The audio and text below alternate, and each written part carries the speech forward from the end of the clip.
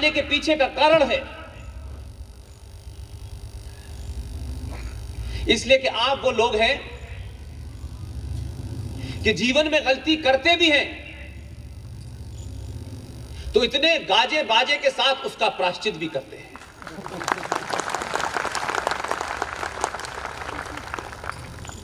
लिहाजा मैं मानता हूं कि अपने घर में कोई बहुत अच्छी चीज होती है तो हम बाहर वालों को जल्दी देते नहीं है।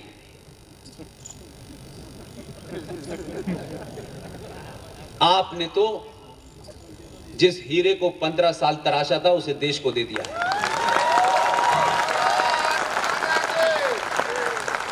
और आप, यहां हीरा बहुत होता है, मैंने बड़े सुना है, यहां हीरे की बड़ी बड़ी मंडियां हैं। हम तो गरीब लोग हैं, हम तो पिक्चरों में हीरा देखते हैं, लेकिन आप बड़े दिल वाले लोग हैं। लोग कहते हैं ये बड़े बिजनेस के लोग हैं, बड़ा घोड़ा भाग करते हैं। हो सकता है निजी जिंदगी में करते हो आप। 2014 में एक दिया, 2019 में दूसरा भी आपने दे दिया। जब समाज के अंदर पुरुषार्थी पैदा हो तो आप इस बात का यकीन करें कि आपने पिछले 70 सालों में सरकारें ठाकुर, ब्राह्मण, यादव, दलित, ऊपर नीचे, अगड़ा पिछड़ा होकर चुनी, उसका फल और उसकी सजा आपको मिली। आप पहली बार आपने 2014 में सरकार नहीं चुनी, पहली बार भारत राष्ट्र के लोगों ने, सनातनी हिंदू ने अपने स्वार्थों से ऊपर उठ करके एक ऐसा आदमी चुना और उसको यह एहसास कराया कि तुम्हें हम सड़कें बनाने के लिए नहीं चुन रहे हैं। सड़कें तुमने बहुत गुजरात की अच्छी बना दी है, सड़कें तो बनती बिगड़ती रहती हैं, टूटती रहती हैं, ये कोई बड़ा महत्व नहीं है। तुम्हें हमने राष्ट्र बनाने के लिए चुना है। और यही भाव है, यही भाव है कि पूरे देश का माहौल बिगड़ा हुआ है और ये माहौल अभी बिगड़ेगा। अभी बहुत सारे शाहीन बाग पैदा होने हैं और हम चाहते हैं कि जितने ज्यादा होंगे उतना ही राष्ट्र मजबूत होगा। इसलिए सरकार के बदलने से लोग परेशान नहीं हैं। यह पहली बार हो रहा है कि राष्ट्र बदल गया है तब सरकार बदली है। लिहाजा आपने एक नहीं बहुत सारे पुरुषार्थी दिए, लेकिन उनका वर्णन करने में आप लोग बड़े कंजूस लोग हैं। अपने लोगों की तारीफ खुल के नहीं करते हैं आप। हमारे यहां तो ऐसे की तारीफ होती है कि जो तारीफ के लायक ही नहीं होते। हमने तो इतनी तारीफ की और आज तक ये समझ नहीं पा रहे कि उस 70 सालों में जो तारीफ की थी वो किस बुनियाद पे की थी, क्या वजह थी भाई। कभी हमने पूछा नहीं कि एक शख्स पैदा हुआ, उसने ऐसा कौन सा पुरुषार्थी काम किया था। क्या माउंट एवरेस्ट पे चढ़ा था वो, या समुद्र में छलांग लगा दी थी, या अंग्रेजों की गर्दन पकड़ ली थी। वो पैदा हुए तो पैदा तो बहुत सारे लोग होते हैं, देवी गौड़ा भी हुए थे, डेट पता है।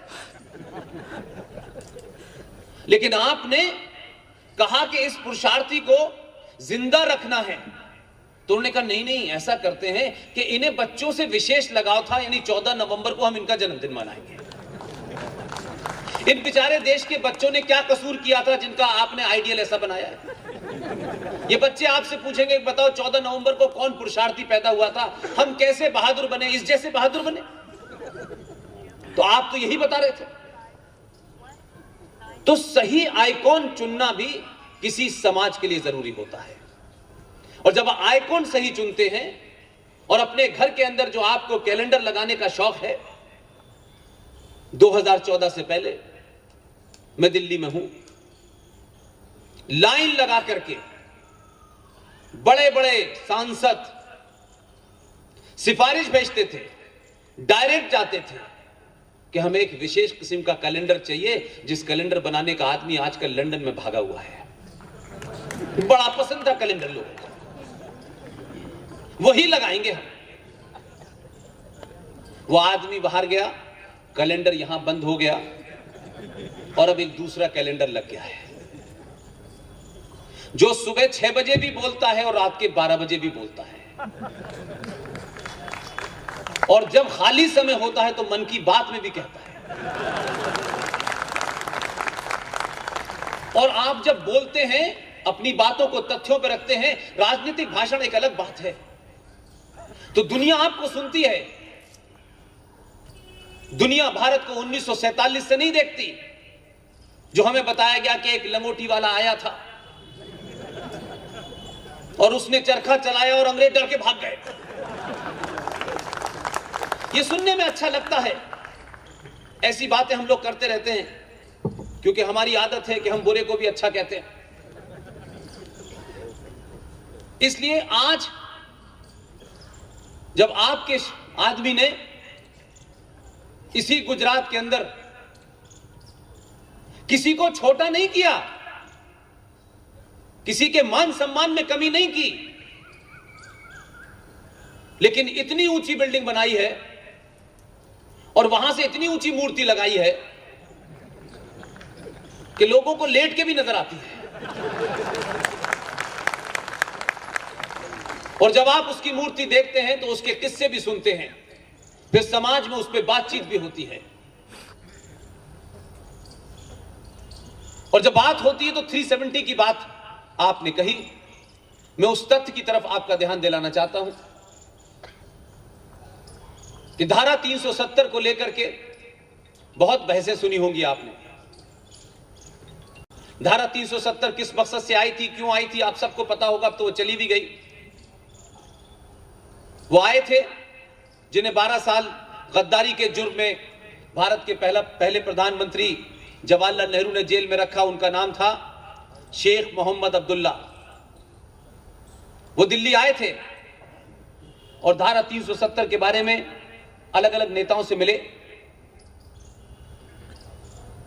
और कुछ लोग अपने आप को जरूरत से ज्यादा चतुर समझते हैं, लेकिन वो होते नहीं हैं। उनके पास भी गए, चाचा के पास।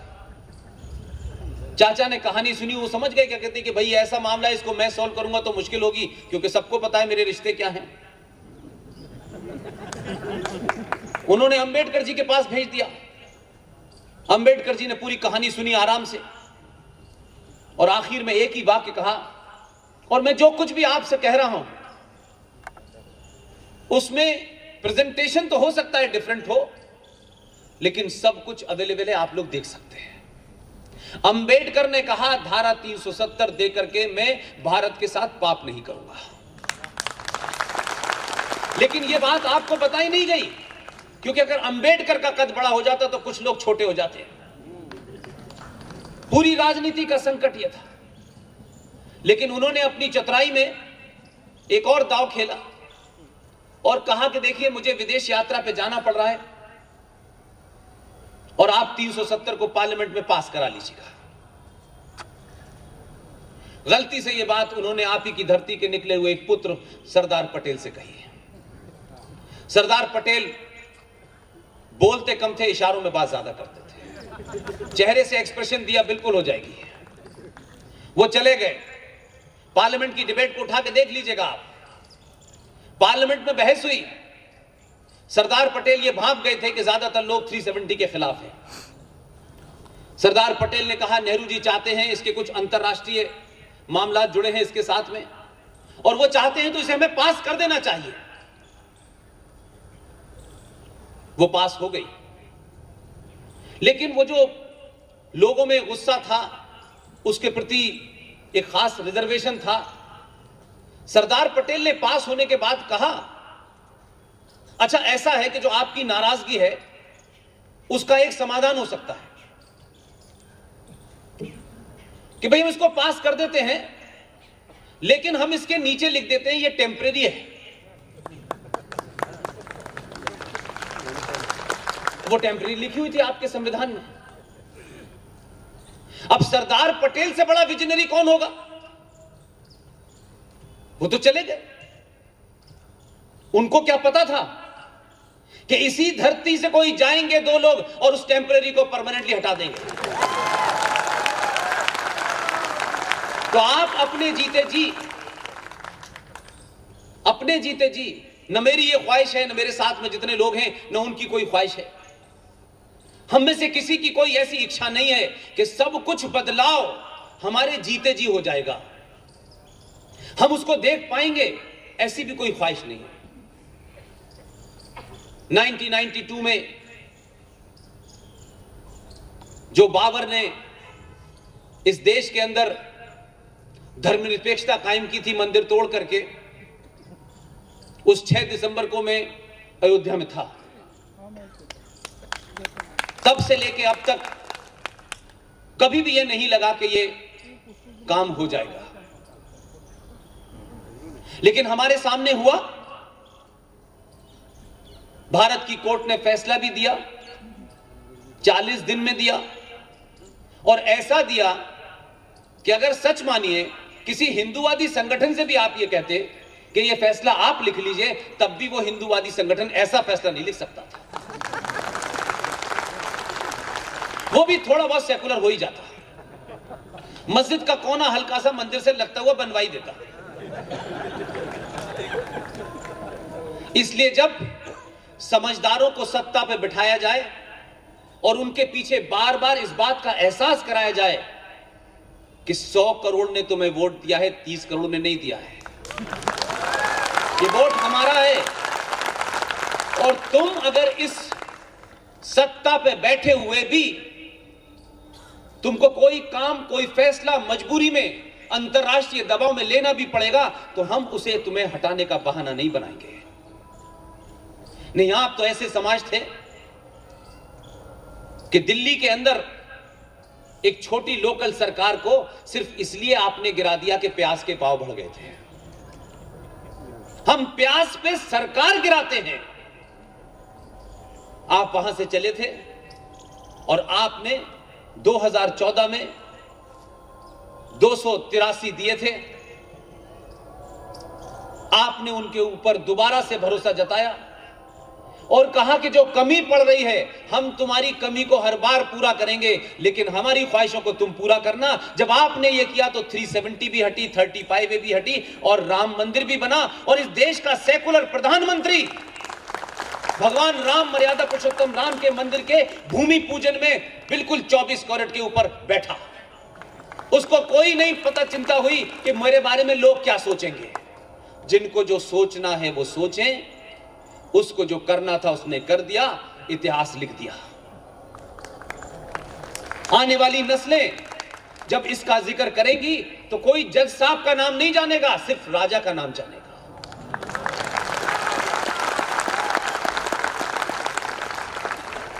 इसलिए आपने गुजरात में स्टैच्यू ऑफ यूनिटी लगा करके दूर दूर तक जिन कश्मीरी मुसलमानों को, जिहादियों को सरदार पटेल से नफरत थी, वो कश्मीर में खड़े होकर के भी ये मूर्ति देख सकते हैं। मैं आपके यहां से 23 जनवरी से कटक से एक मुहिम चला रहा हूं। मुझे लगता है कि इसमें भी आपका योगदान महत्वपूर्ण होना चाहिए। और बंगाल का चुनाव है, इस वक्त कम से कम इसकी चर्चा जरूर होनी चाहिए, जबकि मैं चुनाव से कोई मेरा लेना देना नहीं होता। इस देश को अगर आप सच में पूछें और थोड़ा सा ध्यान करें और फ्लैशबैक में जाएं, अगर मैं देखूं कि उस 1947 के आसपास के जितने भी लीडर थे,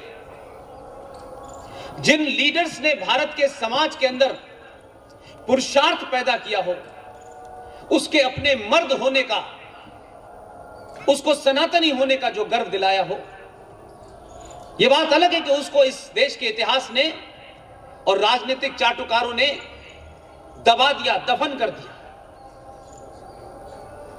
21 अक्टूबर 1943 को